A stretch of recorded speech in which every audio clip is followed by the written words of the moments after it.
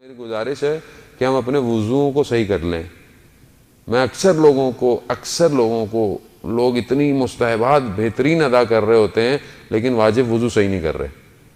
کئی لوگوں کو میں نے دیکھا اور اچھا ہمارے لیے کیا ہوتا ہے کہ ابھی میں آپ کو دیکھوں گا، آپ کے چہرے پہ داڑھی، آپ جو ہے وہ، تو میں اب یہ تو نہیں کہوں گا کہ وضو کر کے دکھائیں.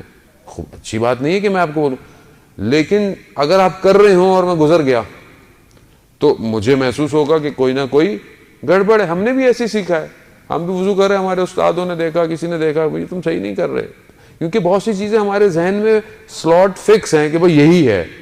اب وہ اصل میں ویسی نہیں ہے، تبدیل ہیں، وہ ویسی نہیں ہے. تھوڑا سا میں پوچھ لوں، اب میں شرم کے آگے نہیں پوچھتا کہ بھائی پتہ نہیں، کوئی شرم کی ضرورت نہیں. عزیزان محترم، جس نے کی شرم اس کے پھوٹے کرم. شرم کرنا ہی نہیں چاہیے، اور وہ بھی حکام کے معاملے میں، دین کے معاملے میں شرم نہیں کریں.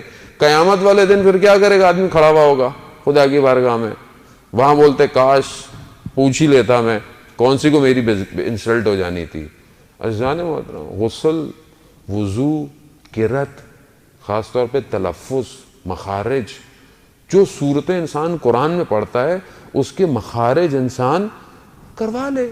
آپ تو ماشاءاللہ عربی معاشرے میں رہتے ہیں، یہاں پہ کتنے آپ کے لوکل عربی دو بندہ انسان ان کے سامنے پڑھ رہے کہ بھئی میں سورہ حمد پڑھ رہا ہوں، کیا یہ صحیح پڑھ رہا ہوں کہ نہیں پڑھ رہا؟ کچھ حروف تو ہیں کہ جن کو مخارج سے صحیح طرح ادا کرنا، اور یہ ضروری ہے، یہ واجبات میں سے، یہ ہم سے ہو نہیں رہے ہوتے. اور ہم مولانا صاحب یہ وظیفہ دے دیں، یہ عمل دے دیں، 40 دن یہ پڑھ لیں، وہ پڑھ لیں، یہ کر لیں. عزیزان ہے نا، جہاں واجبات مشکل میں ہوں، مستحبات کا درخت کہاں لگائیں گے؟ زمین ہی نہیں ہے. میں نے پہلے بھی عرض کیا تھا، آیت اللہ خوئی رحمۃ اللہ علیہ کہ آپ کی صلوات ان کے درجات میں اضافہ فرمائے. اللہم صلی علی محمد وعلی.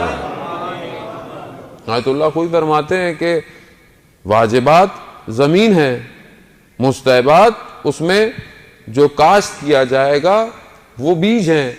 جب زمین ہی نہیں ہے تو آپ بیج جتنے بھی ڈالتے رہیے، کہاں ڈالیں گے آپ بیج؟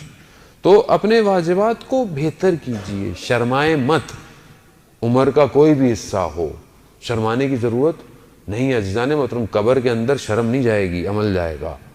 تو بہتر ہے کہ ہم اس کو صحیح کر لیں.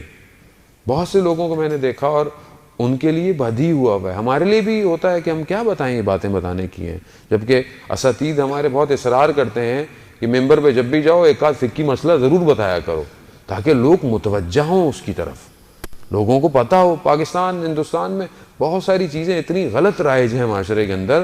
کہاں سے آئیں؟ وہ سب ایسی کرتے تھے. یہ کہاں سے آئی؟ وہ بھی ایسی کرتے تھے. اتنا بڑا ایک مسئلہ، جب انسان بچہ دنیا میں پیدا ہوتا ہے اس کے بعد جو ہے وہ خواتین کے ایام ہیں پاک ہونے کے.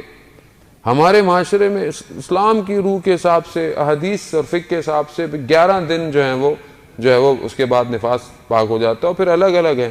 ہمارے ہاں 40 دن تک اکثر جگہوں پہ، اور انہوں نے قرآن کو ہاتھ نہیں لگانا، 40 دن تک اس چارپائی سے نہیں ہٹنا. یہی 40 دن تو مہم تھے اس بچے کے لیے کہ جو پاک اور طہارت کے ساتھ وہ دودھ پینا تھا جو اس کی گوشت اور پوست میں لگنا تھا، اسی کو آپ نے طاہر نہیں ہونے دیا. کتنا غلط کانسیپٹ ہے ہمارے ہاں، لیکن کیونکہ ہم نے کبھی زحمت ہی نہیں کی. توضیح المسائل کھول لیں، احکام کی کتاب کھول لیں، تہذیب الاسلام کھول لیں، کوئی چھوٹی چھوٹی باتیں عزیزان محترم یہ بڑی بن جاتی ہیں.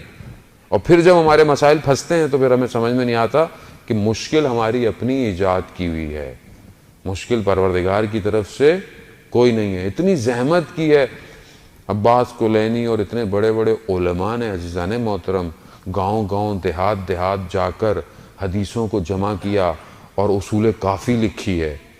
ہم نے کتنی زحمت کی ہے آج تک کہ ہم تھوڑی سی اپنی ہدایت کے لیے. کون کہہ رہا ہے کہ آپ ساری پڑھیں، سارے چیپٹر پڑھیں؟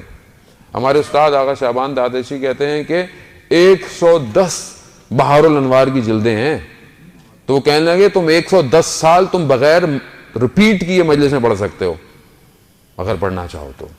لیکن کہتے زحمت تو کرو، کھولو تو صحیح کتابیں. ہم لوگ کھولتے نہیں ہیں عزیزان محترم.